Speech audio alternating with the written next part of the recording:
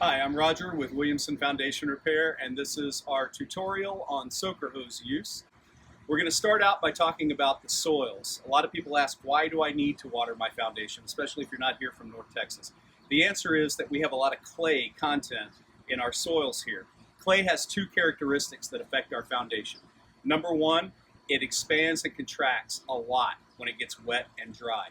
The second characteristic about clay, though, is that it doesn't transmit moisture very well.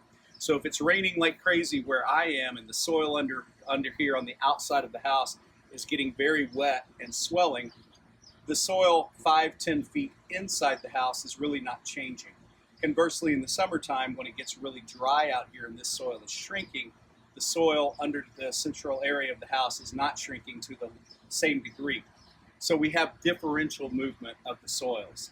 What that does is in the springtime when it's raining, the soil is pressing against the edge of the house and lifting it. In the summertime when it dries, the soil shrinks away and actually removes support from the edge of the house. That's why we need to try to control the moisture in the soil, and we do so by watering. So how often do we water? Between the months of June and September, you want to water at least 2 to 3 times a week. And you want to do that in 30-minute to 1-hour increments at a time. The hotter it gets, the more you want to water. Now, what we don't want to do is increase the length of time. We want to increase the number of times that we water. It's better to water a small amount very frequently than one large amount once a week. So every 2 to 3 days a week, you want to water between 30 minutes and an hour around the entire house. You don't have to do around the entire house every single time.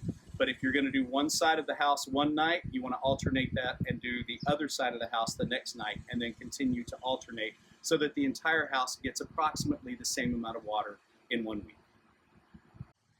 Okay, so when you're connecting soaker hoses, you want to take them around your house as far as you can. However, these soaker hoses can only go properly up to about 150 feet. So you can connect them together, 3 50-footers, 2 75-footers, 100-foot, and 150-foot. It's okay to connect them together as long as you don't go beyond 150 feet. Now you'll notice most soaker hoses on the inside of the part that screws onto the faucet have this restrictor plate. Leave that on when the part that screws onto the faucet. However, if you are connecting this soaker hose to the end of another soaker hose, you want to remove that restrictor plate so that the water can flow freely from one hose to the next.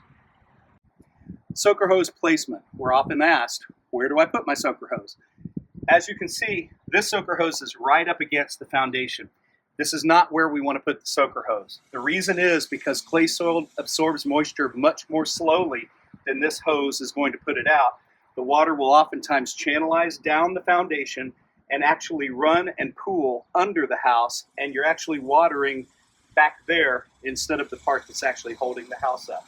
So we don't want to put the soaker hose right up against the house.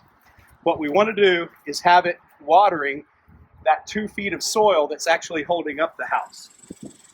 So to do that, we place the soaker hose anywhere from 8 to 12 inches away from the foundation.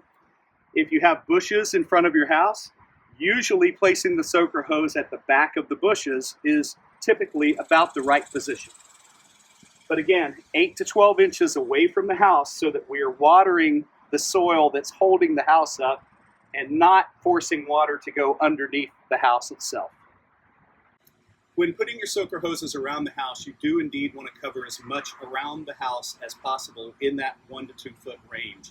Now, when you have large sections of concrete, like a driveway or a large patio, you don't necessarily have to go around or across that on a regular basis. However, during the months of June, July, August, and September, you should at least once a month, maybe twice, lay the soaker hose on the gap between your driveway and your garage apron and let it rest there and run it for about an hour. Once a month is usually adequate.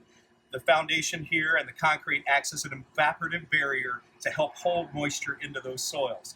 But over the summer, it will dry out, so we want to add moisture on a regular basis. So once a month, maybe twice a month during the hot times, 1 hour along this gap.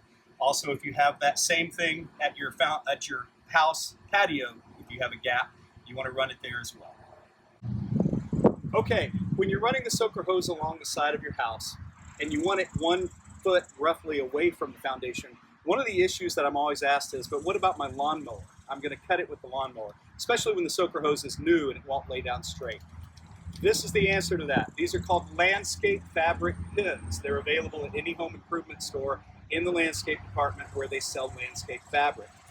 You take these little things out, and every so many feet that you need, simply place them over the soaker hose, and they will pin it flat to the ground, so that now you can run over it with a lawnmower, weed eater, etc., and it's not going to get sucked up into the blade and cut.